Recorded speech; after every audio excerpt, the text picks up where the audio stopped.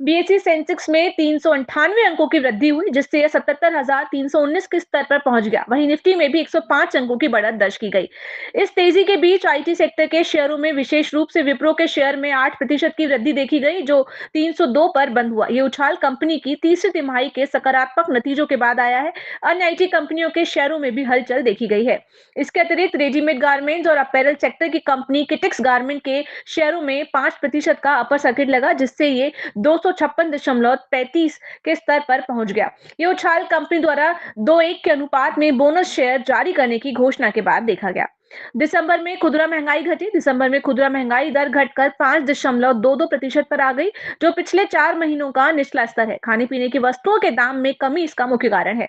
सरकार का net direct tax collection बढ़ा। वित्त वर्ष 2024-25 में अब तक सरकार का नेट डायरेक्ट टैक्स कलेक्शन 15.9% बढ़कर 16.89 लाख करोड़ हो गया। इस दौरान 3.74 करोड़ का टैक्स रिफंड जारी किया गया। एचसीएल टेक मुनाफा बढ़ा। वित्त वर्ष 2024-25 की तीसरी तिमाही में एचसीएल टेक्नोलॉजीज का मुनाफा 5.54% बढ़ा है, जबकि रेवेन्यू 5.07% बढ़कर 29,890 करोड़ रहा। कंपनी प्रति शेयर 18 का अंतरिम लाभांश देगी। क्वाड्रेंट फ्यूचर टेक का शेयर लिस्टिंग पर उछला। क्वाड्रेंट फ्यूचर टेक का शेयर 29% की बढ़त के साथ 374 पर लिस्ट हुआ, जबकि इशू प्राइस 290 था। कंपनी ट्रेंड कंट्रोल और सिग्नल सिस्टम विकसित कर रही है। लक्ष्मी डेंटल का आईपीओ सब्सक्राइब हुआ। लक्ष्मी डेंटल का आईपीओ पहले दिन कुल 5.33 गुना सब्सक्राइब हुआ। रिटेल कैटेगरी में सबसे ज्यादा 12.61 गुना बिडिंग हुई। आज बोली लगाने का दूसरा दिन है।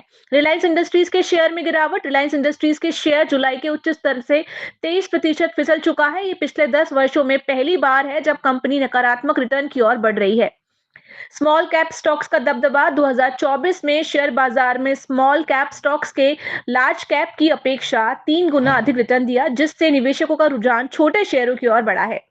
भारत का मैन्युफैक्चरिंग सेक्टर मजबूत। 2024 में भारत दुनिया के तीसरे सबसे बड़े स्मार्टफोन निर्यातक के रूप में उभरा और पहली बार स्टील का शुद्ध निर्यातक बना, जिससे मैन्युफैक्चरिंग सेक्टर की मजबूती स्पष्ट होती है।